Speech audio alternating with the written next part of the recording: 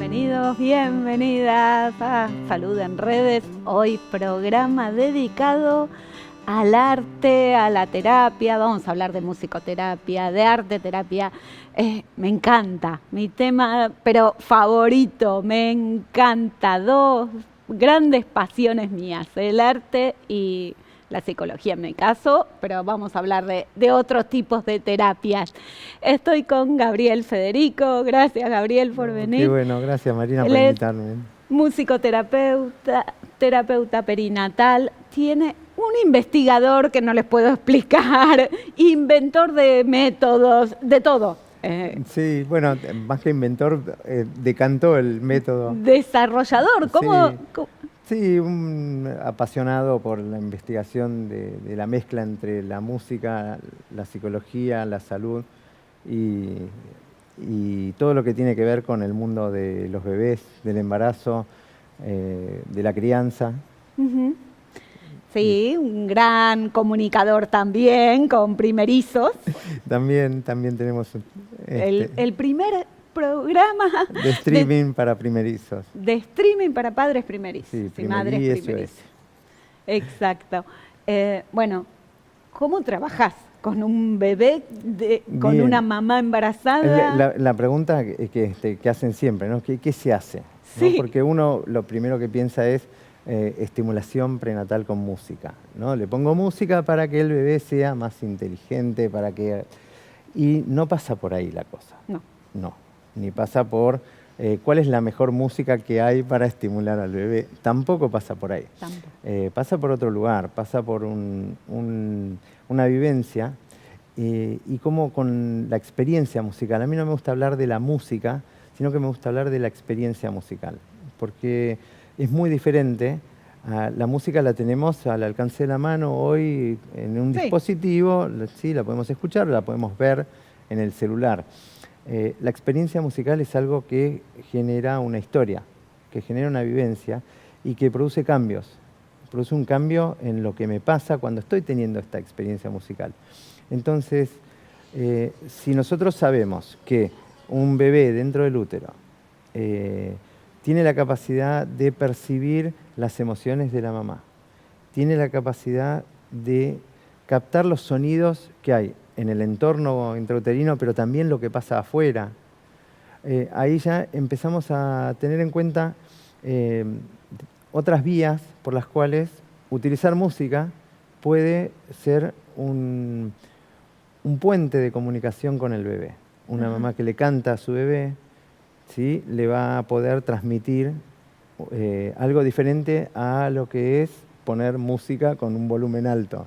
Sí. O como mal se acostumbra a poner un auricular sobre el útero. Sí, eso pensaba, qué horrible. O hoy el celular, ¿no? Y que son cosas que son muy agresivas para el bebé. El bebé no imagínate que dentro del útero el sonido son ondas, ¿no? La vibración llega, mira, en el año 99, entre el 99 y el 2002, hice un trabajo de investigación sobre cómo experimentaban los bebés dentro del útero a la música conocida por ellos. Imagínate lo que me costó conseguir un obstetra en esa época que te permitiera. Y que creyera y que confiara en esto. Lo conseguí en ese momento, Oscar Getmonovich, que hoy ya no está entre nosotros, un divino, me prestó sus manos, su equipo, para poder ver todo esto que yo pensaba y que tenía como hipótesis, ¿no? Si una mamá escucha una música que le gusta, si se relaja con determinada música, ¿qué pasa con el bebé cuando lo exponemos a esa música?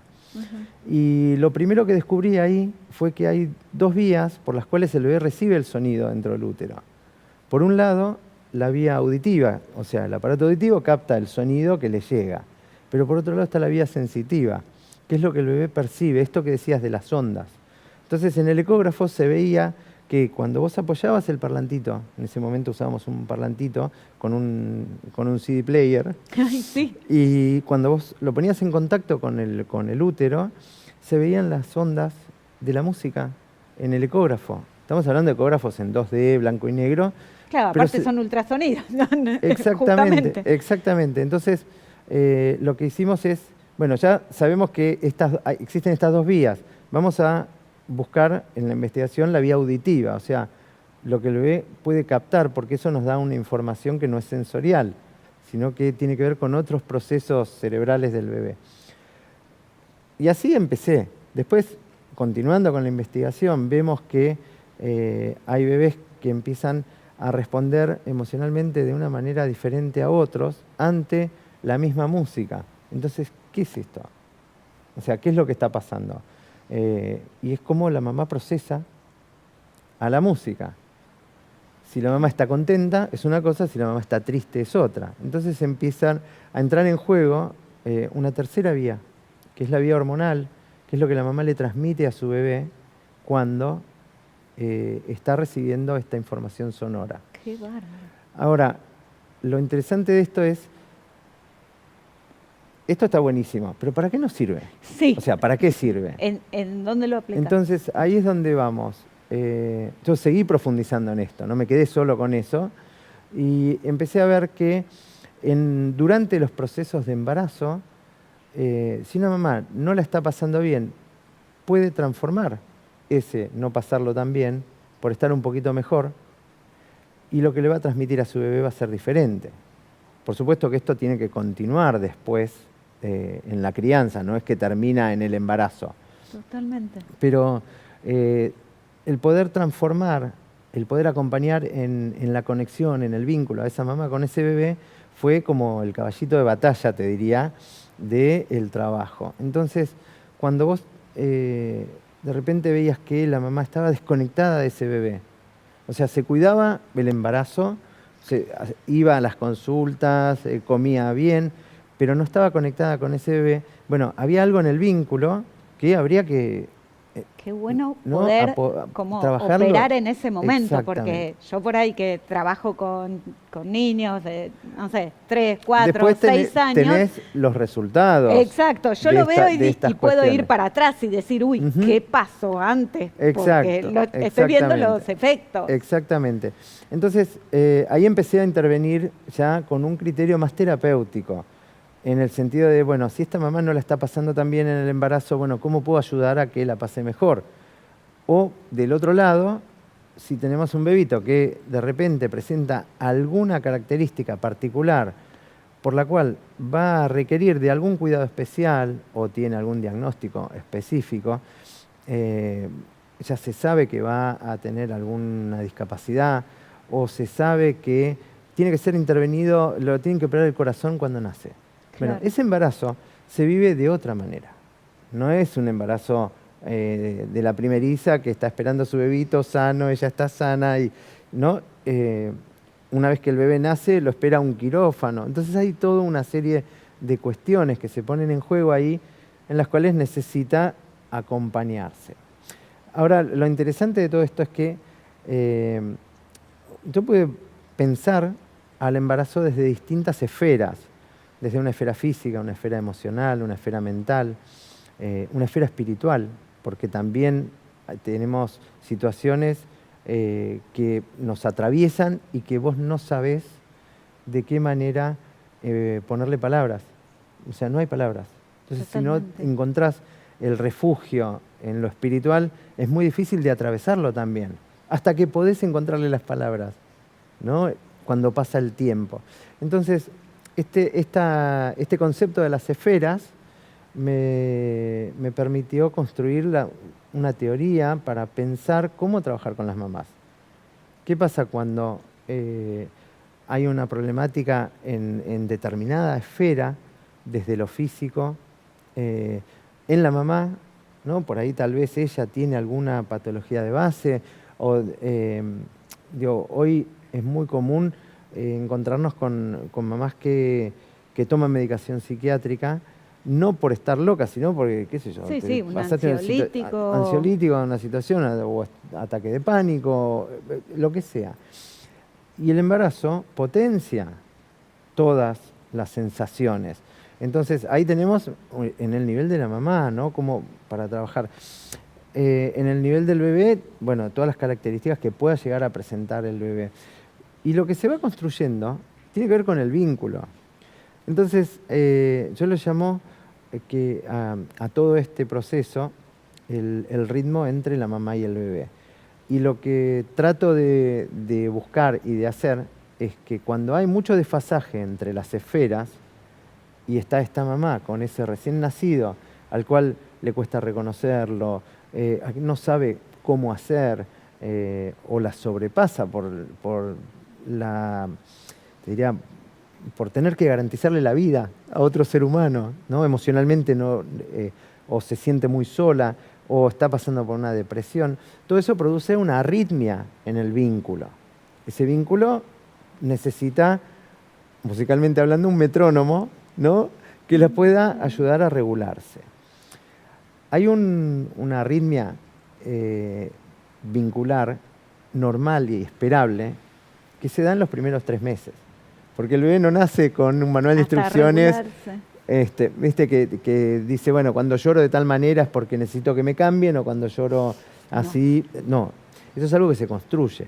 Y a eso me refiero con el ritmo de la mamá con el bebé. Qué bárbaro. Pero cuando pasan 4, 5, 6 meses y la mamá todavía no sabe cuándo el bebé tiene hambre, no sabe si tiene sueño, o lo expone a situaciones que el bebé no puede llegar a tolerar, bueno, ahí ya estamos entrando en un terreno donde necesita un acompañamiento, un soporte, un sostén. Perfecto. Él no lo dice, pero todo su método fue traducido al portugués, declarado de interés y en Latinoamérica. Sí, no, la Federación Mundial de Musicoterapia reconoció el modelo. Federación Mundial de Musicoterapia, sí. Este es el modelo, es un capo. Síganlo, Gabriel F. Federico. Es su cuenta, un genio. Muchísimas gracias. No. La verdad que me encanta. Yo te sigo, miro, aprendo. Lo sé, es mutuo. Pero es mutuo, por mí, aunque no estoy embarazada, aunque no tengo bebé cerca, pero me encanta. No, tiene que ver con las bases, ¿no? Con las bases, con el inicio. Totalmente. Muchas gracias, Gabriel. En el próximo bloque vamos a estar con Luis Formayano hablando de arte terapia.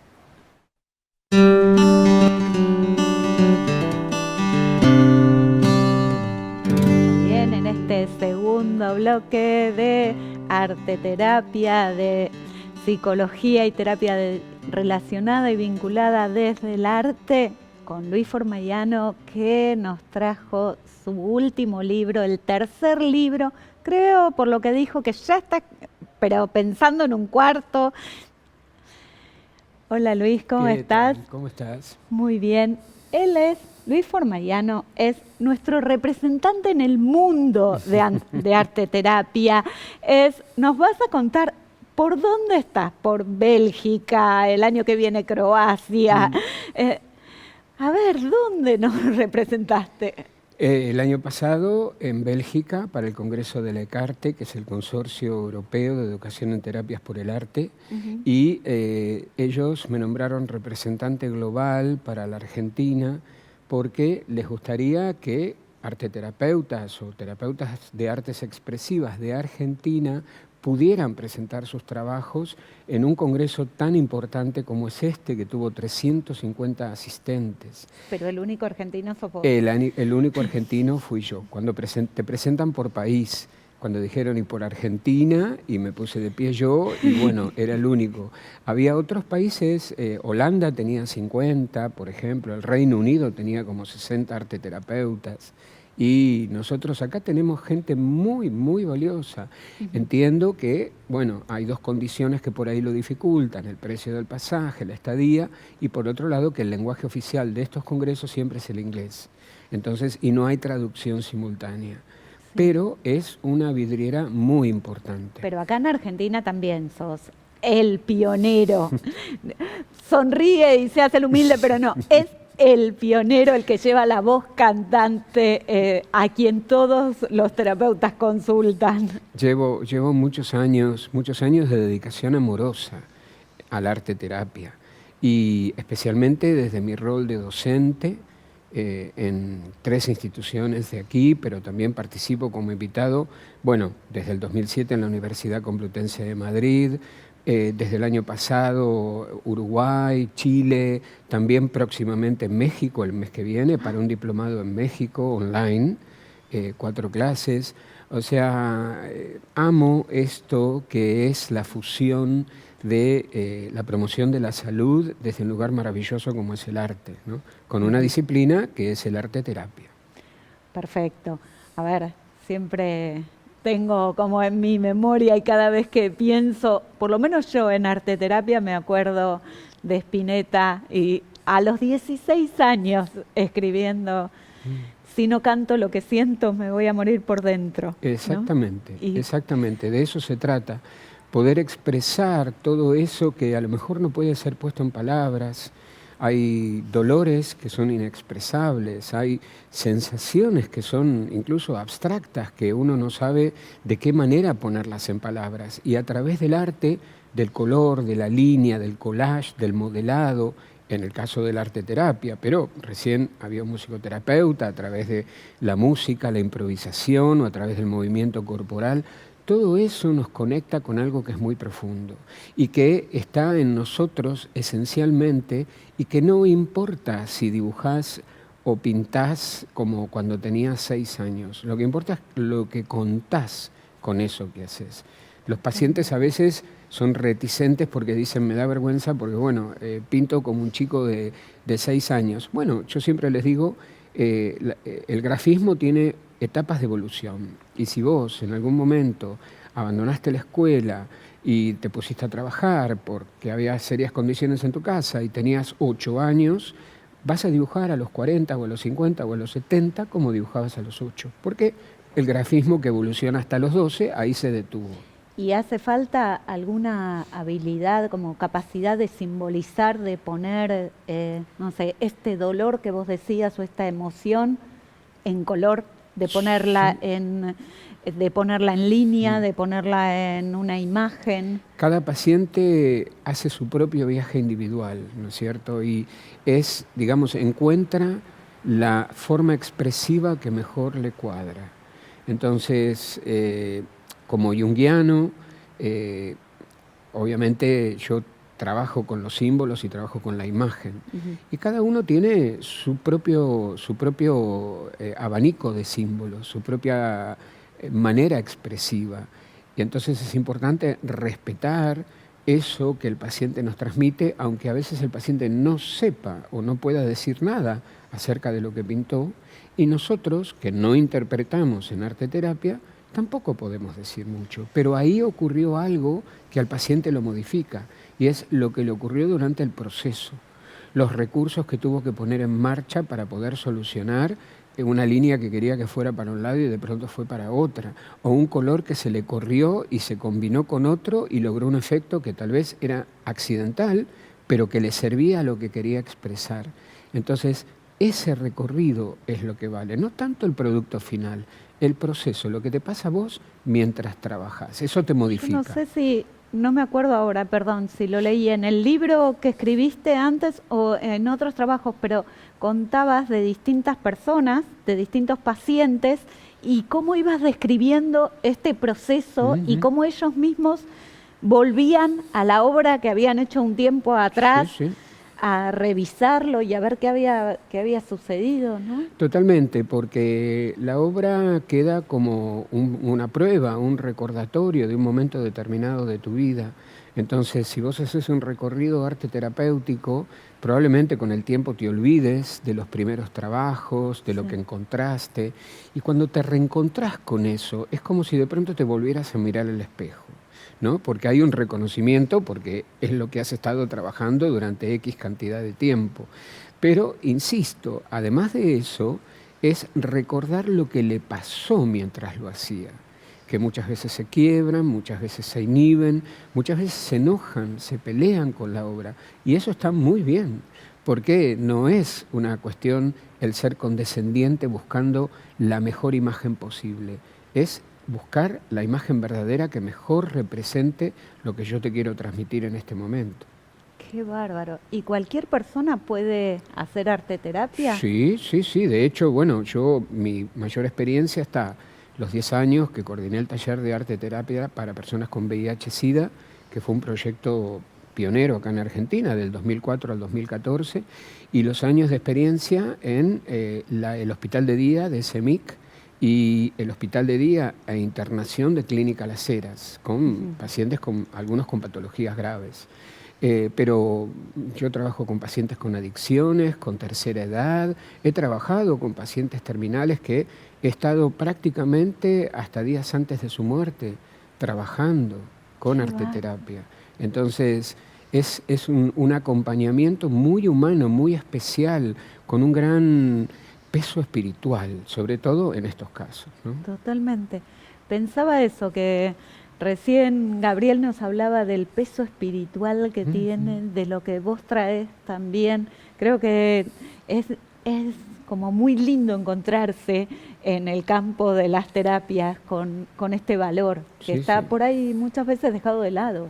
Exactamente, y yo creo que esta es una manera de reconectarte con aquello que es muy profundo y que además nos iguala a todos, porque todos tenemos un alma, todos tenemos un espíritu sensible, y en arte terapia o en cualquier arte expresiva vos lo podés descubrir y te conectás con vos mismo ya de otra forma, no tanto a través del pensamiento, sino a través de la intuición, del sentimiento, de la sensación. Todo esto te abre una gama de posibilidades para poder sanar heridas que a lo mejor se traen desde muy atrás en el tiempo, ¿no? Yo trabajo una consigna que es el sanador herido, donde vos individualmente en un pedazo de arcilla dibujás una herida que te acompaña a lo largo de la vida.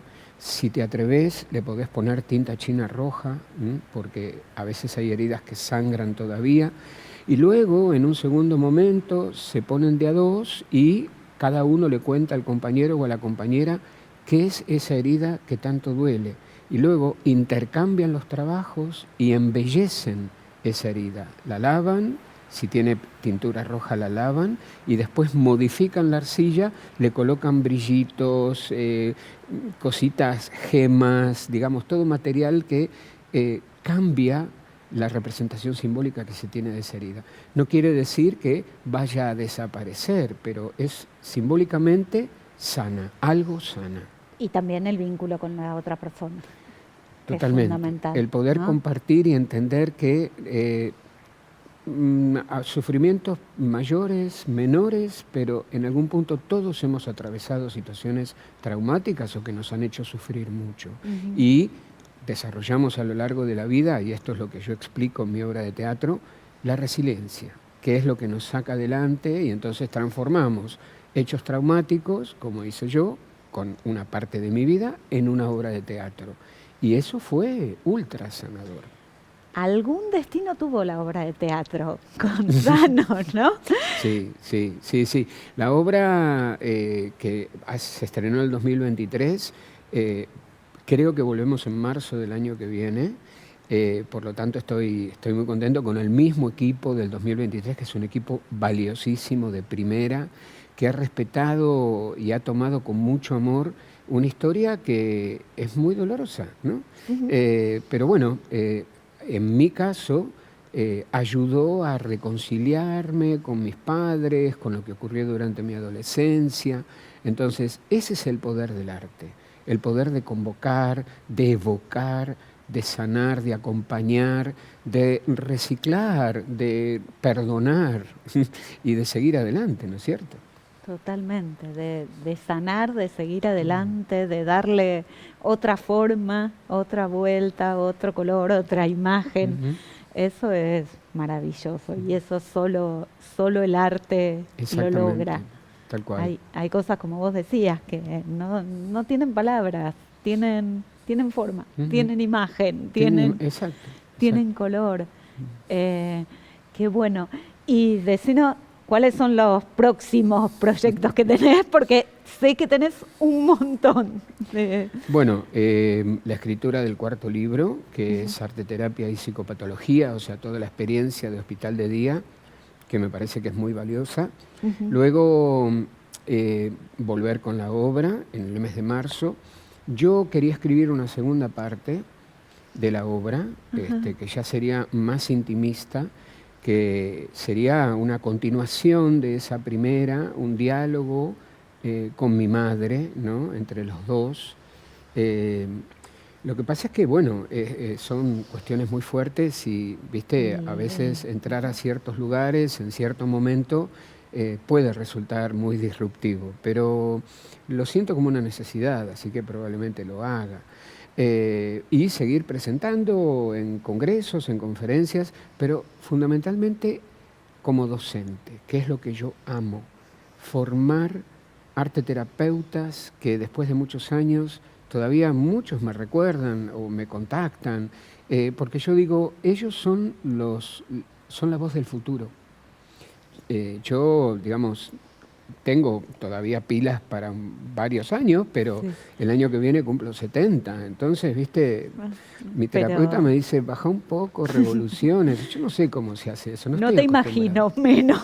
No, yo tampoco, La pero el verdad. cuerpo te va marcando. Recién hablábamos con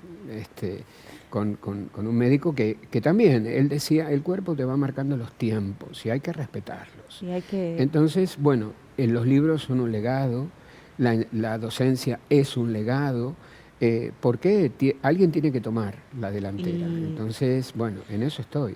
Tus libros, la docencia, tus pacientes, Ujú. la dramaturgia, los congresos, todos son un legado enorme, insisto, pionero en nuestro país. Muchísimas gracias, la verdad que No, gracias a vos por es darme muy esta lindo, oportunidad. es muy lindo escucharte. Aparte tenés un tono de voz que ya de por sí yo me imagino con el pincel y acompañándolo con un ritmo a este pincel y es una maravilla. Y sé también de gente que pasó por tu taller y está como muy, muy agradecida porque por ahí como que se destrabaron cosas que por ahí en una terapia tradicional No, uno no no. llega, tiene Eso lo un escucho límite. mucho, sí, eso lo ¿No? escucho mucho y este acompañamiento que además yo grabo ensoñaciones dirigidas para los pacientes, para que las escuchen a la noche cuando se van a dormir y mi voz los acompaña en un viaje para que puedan desprenderse de la ansiedad, de las preocupaciones, de todo eso, viste, es hermoso. Muchas gracias, Gracias a Luis. vos, corazón. Gracias a ustedes también. Nos volvemos a encontrar el próximo martes. Un beso.